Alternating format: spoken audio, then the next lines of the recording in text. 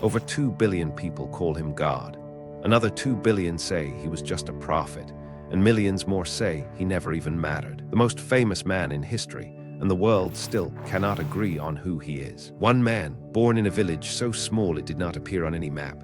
No army, no political power, no wealth. One man changed everything, and yet his name divides nations, ignites wars, and brings billions to their knees every single day.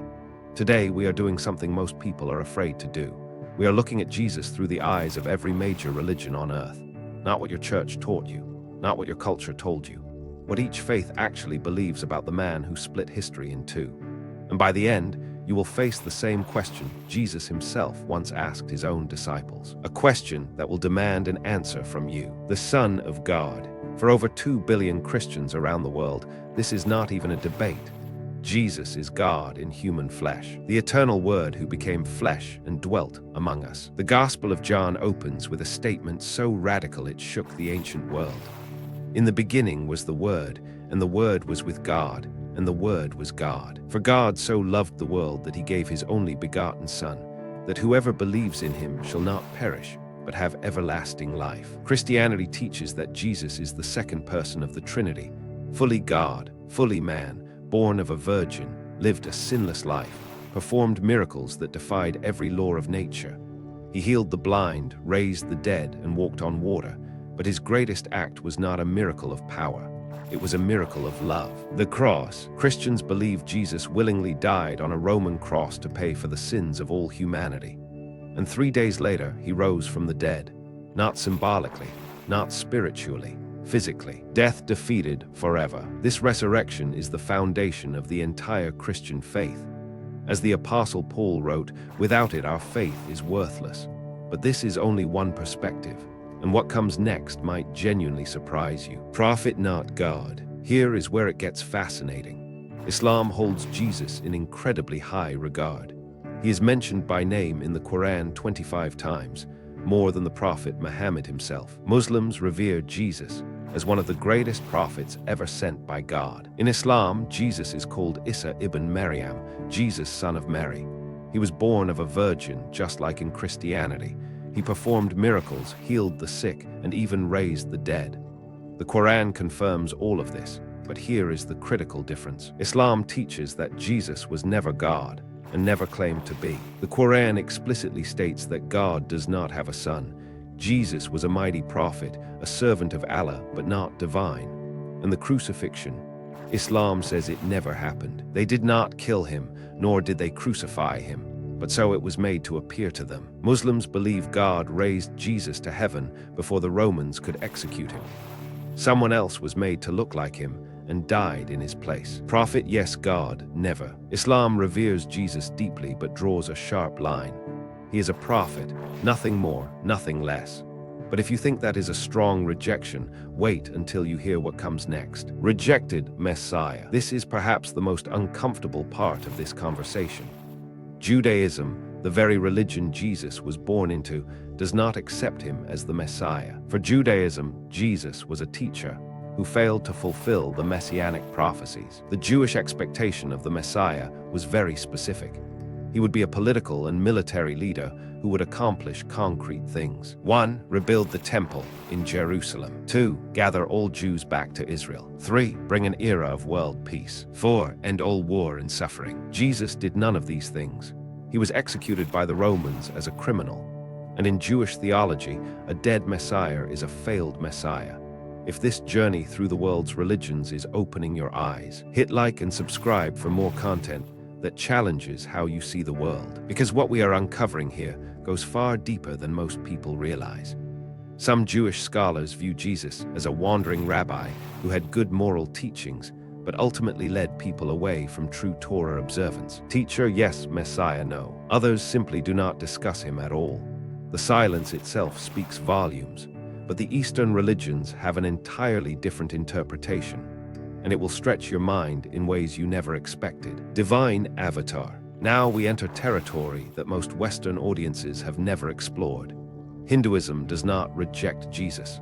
In fact, many Hindus embrace him warmly. Some Hindu thinkers see Jesus as an avatar, a divine being sent to restore the world. In Hindu philosophy, God manifests in human form whenever the world needs spiritual restoration.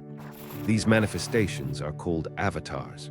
Krishna, Rama, and Buddha are all considered avatars of Vishnu, and some Hindu teachers have placed Jesus right alongside them. Jesus Christ was an Asiatic whose teaching was practice and not theory.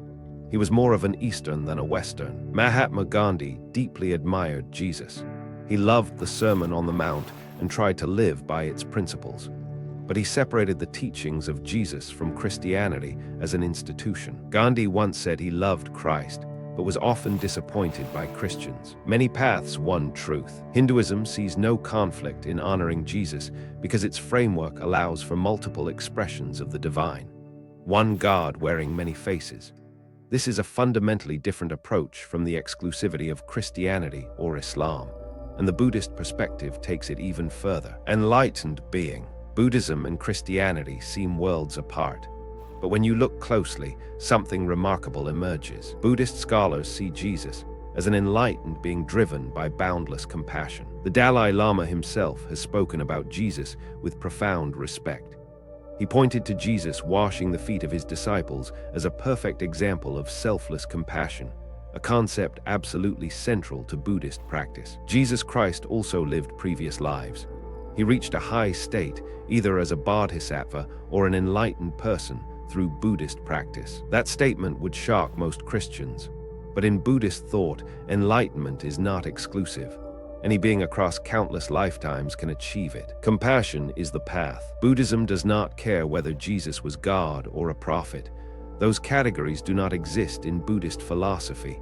What matters is the quality of consciousness, the depth of compassion, the freedom from ego. And by those measures, Jesus fully qualifies. Scholars have noted striking parallels between their teachings. Love your enemies, turn the other cheek, detach from material wealth. These resonate deeply with the Buddhist path, but there is a faith that goes even further in bringing all of these perspectives together. God's messenger. Most people have never heard of the Baha'i faith, but its perspective on Jesus might be the most inclusive of all. The Baha'i faith teaches that Jesus was a manifestation of God, sent to guide humanity forward. Founded in the 19th century in Persia, this faith teaches that God sends divine messengers throughout human history to advance civilization. These messengers include Abraham, Moses, Jesus, Muhammad, Buddha, and Baha'u'llah, the founder of the Baha'i faith. All religions come from the same God, and all messengers carry the same essential truth. For Baha'is, Jesus was absolutely divine. His teachings were from God. His sacrifice was real and deeply meaningful, but he was not the final word. Each messenger builds upon the previous one like chapters in an ever-expanding book. This means Baha'is accept the Gospels, the Quran, and their own scriptures as equally valid revelations from the same divine source. One God, many messengers. No single religion holds the complete picture. Each holds a piece of the greater truth. It is a beautiful and radical idea, but not everyone throughout history has been so generous. Some ancient traditions had a far more mysterious and dangerous interpretation of who Jesus really was. The hidden Christ. In the earliest centuries of Christianity, a group was systematically hunted, their texts burned, and their followers killed. They were the Gnostics, and their Jesus is unlike anything you have ever heard. The Gnostics believed Jesus came to deliver secret knowledge that would set humanity free. In Gnostic theology, the material world was not created by the true God, but by a lesser, flawed being called the demiurge. Humanity was trapped in physical bodies, unaware of their divine origin. Jesus came not to die for sins, but to awaken people to the truth of who they really are. Wake up. The Gospel of Thomas contains sayings of Jesus that never made it into the Bible. If you bring forth what is within you, what you bring forth will save you. If you do not, what you do not bring forth will destroy you. The Gnostic Jesus did not ask for worship, he asked for awakening. This terrified the early church because it removed the need for priests, rituals, and institutional religion.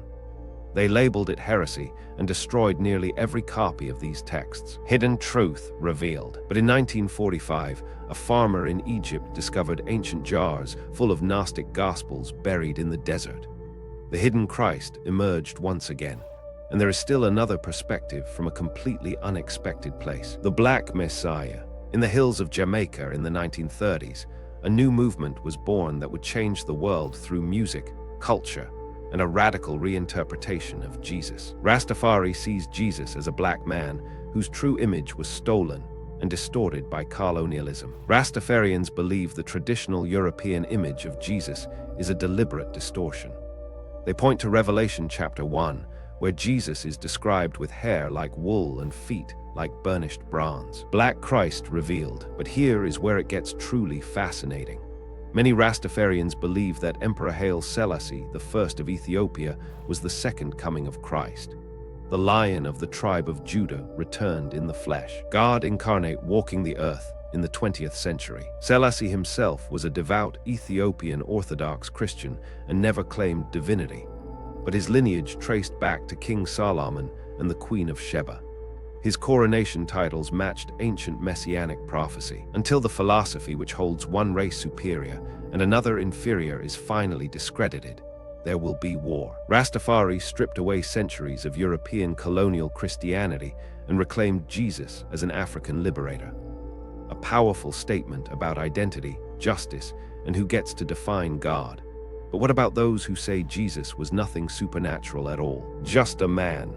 Now we arrive at the perspective that may be the most challenging of all, the secular historical view. Secular historians accept that Jesus existed, but strip away everything supernatural. Scholars like Bart Ehrman, a former evangelical who became agnostic, have spent decades studying the historical Jesus. And here is what the evidence says. Jesus of Nazareth was a real person. He was a Jewish apocalyptic preacher in 1st century Palestine. He was baptized by John the Baptist. He gathered followers. He was crucified under Pontius Pilate. These facts are accepted by virtually every serious historian. Real man, real history. But the miracles, the resurrection, the virgin birth.